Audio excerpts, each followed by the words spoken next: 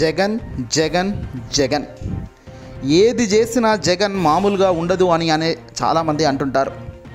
ఎవరైనా అధికారంలోనైనా ప్రతిపక్షంలోనైనా తాను తీసుకునే నిర్ణయాలు అడుగులు మాత్రం సంచలనానికి కేర్ ఆఫ్ అడ్రస్గానే ఉంటుంది. ప్రతిపక్షంలో ఉన్న విసిరే ప్రశ్ననైనా ఏదైనా బలంగానే ధీటుగానే ఉంటుంది. ఇప్పుడు ఆంధ్రప్రదేశ్లో కూటమి అధికారంలోకి వచ్చి 1 నెల 15 రోజులు దాటేసింది.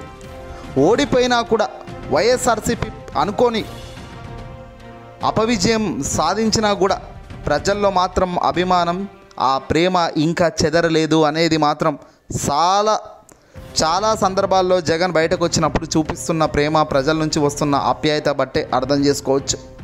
ఇక తాజాగా ఆంధ్రప్రదేశ్ మాజీ ముఖ్యమంత్రి వైఎస్ జగన్మోహన్ రెడ్డి గారు ఏ రకంగా ఇప్పుడు ప్రభుత్వంపై అటాక్ ముందుకెళ్తారు అనేది మొన్న ఇటీవల ఓ సందర్భంలో చూసాం. అనవసరంగా వైసీపీ కార్యకర్తలపై దాడులు చేస్తున్నారు, అనవసరంగా వాళ్ళని ఇబ్బంది పెడుతున్నారు. ఈ కొత్త సాంప్రదాయానికి తెరలేపిన మీరు ఖచ్చితంగా దీనికి ఇక అటాచ్ అయి ఉండాల్సిందే. మీరు వేసిన ఈ ఇత్తనం ఖచ్చితంగా ఇది ఇలాగే కొనసాగింపుగా ఉంటుంది అని కూడా ఆయన గట్టిగా చెప్పిన ధైర్యం మనం చూసాం. ఇప్పుడు జగన్మోహన్ రెడ్డి గారు నేరుగా అసెంబ్లీకి అడుగు పెట్టబోతున్నారా అసెంబ్లీలో అంటే ఖచ్చితంగా ఎస్, అవును అనే సమాధానం వస్తుంది. ఈ నెల 22 నుంచి ఆంధ్రప్రదేశ్ అసెంబ్లీ సమావేశాలు జరగబోతున్నాయట. మాజీ ముఖ్యమంత్రి జగన్ హాజరుపై కొనసాగుతున్న ఉత్కంఠకు తెరపడింది. ఆయన వస్తారని మాజీ మంత్రి పేర్ని నాని ఇటీవల స్పష్టం చేశారు. జగన్మోహన్ రెడ్డి గారితో సహా 11 మంది ఎమ్మెల్యేలు అసెంబ్లీకి వెళ్తారని, ప్రభుత్వాన్ని గట్టిగా నిలదీస్తారని ఆయన పేర్ని నాని ఇటీవల ప్రెస్ మీట్ వేదికగా పేర్కొనడం జరిగింది. పూర్తి స్థాయి బడ్జెట్ను ప్రవేశపెట్టలేని అసమర్థత ప్రభుత్వం ఇదని, అసెంబ్లీలో మా వ్యూహాలు మాకున్నాయి అంటూ పేర్ని నాని నిన్న చెప్పుకొచ్చారు. ఇదిలా ఉంటే వైసీపీకి కేవలం 11 సీట్లు మాత్రమే రావడంతో ఆ పార్టీకి ప్రతిపక్ష హోదా కూడా లేదు. దీంతో జగన్మోహన్ రెడ్డి గారు సాధారణ ఎమ్మెల్యేగానే అసెంబ్లీలో అడుగు పెట్టబోతున్నారని, అయితే చర్చల్లో పాల్గొనేందుకు జగన్కు తగినంత సమయం లభిస్తుందా లేదా అనేది మాత్రం తేలాల్సి ఉంది. అలాగే అసెంబ్లీలో ఆయన వ్యూహం ఏంటి, ఎలాంటి అడుగులు వేస్తారు, ఏం మాట్లాడతారు, ఎలాంటి ప్రశ్నలు కూటమి ప్రభుత్వంపై విసురుతారు. మొదటిసారిగా అసెంబ్లీలో ఉన్న పవన్ కళ్యాణ్ వర్సెస్ జగన్ మధ్య మాటల యుద్ధం ఏ స్థాయికి వెళ్తుంది? జగన్ పక్కా ప్లాన్తోనే అసెంబ్లీకి వెళ్తున్నారా? ఇదిగో ఇలాంటి ఎన్నో ప్రశ్నలు ఇప్పుడు పైకి వస్తున్న తరుణం చూస్తున్నాము.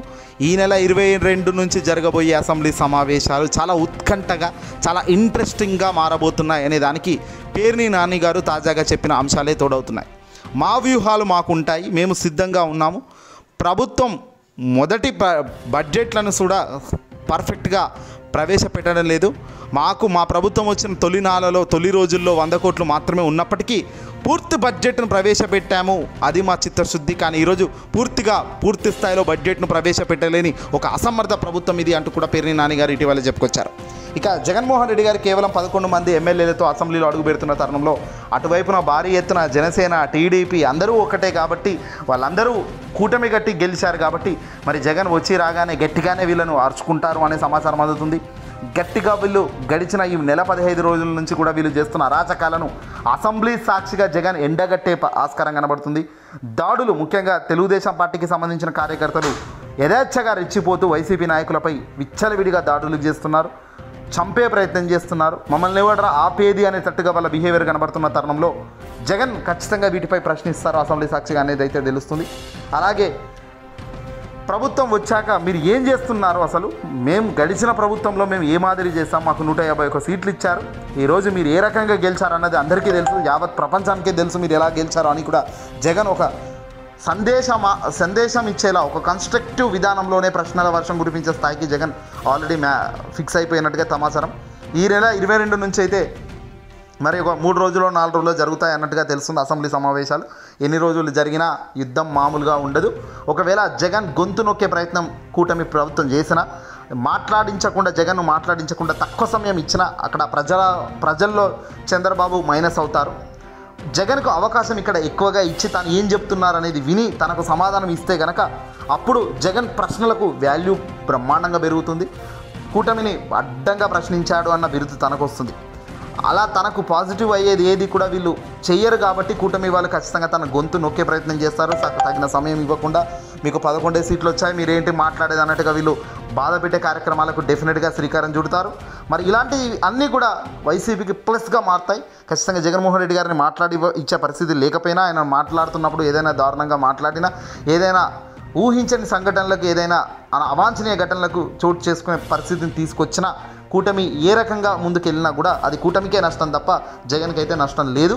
అందుకే ఆయన బ్రహ్మాండంగా ధైర్యంతో ముందుకెళ్తున్నారు. చేసిన మంచిని ప్రజాక్షేత్రంలో నేను అసెంబ్లీ సాక్షిగా చెబుదాను అంటున్నాను, ముందుకెళ్తే వెళ్తున్నారు. చూద్దాం మరి ఏం జరుగుతుంది. ఈ నెల 22 నుంచి ప్రారంభమయ్యే అసెంబ్లీలో ఎలాంటి పరిస్థితులు ఉంటాయన్నది మాత్రం చూడాల్సిన అవసరం ఉంది.